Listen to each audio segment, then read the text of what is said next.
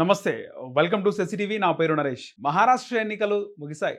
ఇక మహాయుతి కూటమి ఘన విజయం సాధించింది. ఈ నేపథ్యంలో ఈ ముఖ్యమంత్రి ఎవరా అనేది 3 రోజులుగా తర్జన భర్జన అవుతుంది. ఈ నేపథ్యంలో షిండేకే ముఖ్యమంత్రి పదవి ఇవ్వాలి.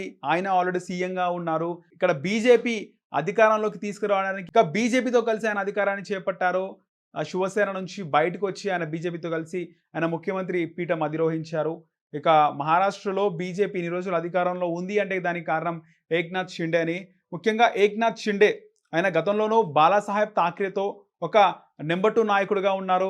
ఉద్ధవ్ ఠాక్రే ఉన్నప్పటికీ కూడా బాలాసాహెబ్ ఠాక్రే అడుగుజాడల్లో ఆయన నడిచారు. ఇక బాలాసాహెబ్ ఠాక్రేకు ఉన్నటువంటి భావజాలం, ఆయనకున్నటువంటి ఒక సిద్ధాంతాన్ని ఇక్కడ ఏక్నాథ్ షిండే ముందుకు నడిపించారు. ఇక ఆయన కాంగ్రెస్ వ్యతిరేకి, తన పార్టీ పుట్టిందే కాంగ్రెస్‌కి వ్యతిరేకంగా.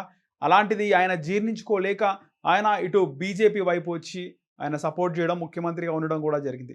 అయితే ఏక్నాథ్ షిండే ముఖ్యమంత్రిగా ఉండాలని బీజేపీలో కొంతమంది కీలక నాయకులు కూడా అనుకుంటున్నారు. ఈ నేపథ్యంలో కూటమిలో మరో పార్టీ ఎన్‌సీపీ అజిత్ పవార్ అయితే తమకు ఏక్నాథ్ షిండే కాకుండా ఎవరు ముఖ్యమంత్రి అయినా ఓకే అనే మాటలు మాట్లాడడం. సో, ఇక దేవేంద్ర ఫడ్నవీస్ కూడా ముఖ్యమంత్రిగా తన జాతకాన్ని పరీక్షించుకుంటున్నారు. మోదీ ముందు ఆయన నివేదికని కూడా ఉంచారు. ఒకవేళ ఏక్నాథ్ షిండేకు ముఖ్యమంత్రి ఇస్తే తాను ఖచ్చితంగా పార్టీకి దూరంగా ఉంటాననే ఒక మాటను కూడా మాట్లాడినట్టు తెలుస్తుంది. అయితే ఇప్పుడు ఏక్నాథ్ షిండే తనకు ముఖ్యమంత్రిగా ఇవ్వాలి, వేరే వాళ్ళకు ఇస్తే ఊరుకునే ప్రసక్తే లేదే అనే ఒక స్పీచ్ కూడా ఆయన ఇవ్వడం జరిగింది.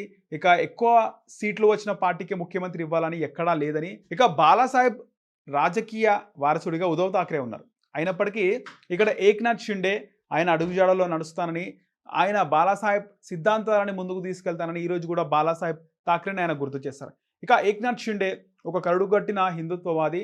ఆయన గతంలోను చూసుకుంటే కనుక ఆయన బాలాసాహెబ్ ఠాక్రేకి, రాజ్ ఠాక్రే ఎలా అయితే రైట్ హ్యాండ్ లాగా ఉన్నారో ఇక్కడ ఉద్ధవ్ ఠాక్రేకి సంబంధించి ఉద్ధవ్ ఠాక్రే కంటే ఉధృతంగా షిండే, ఏక్నాథ్ షిండే వ్యవహరించారు.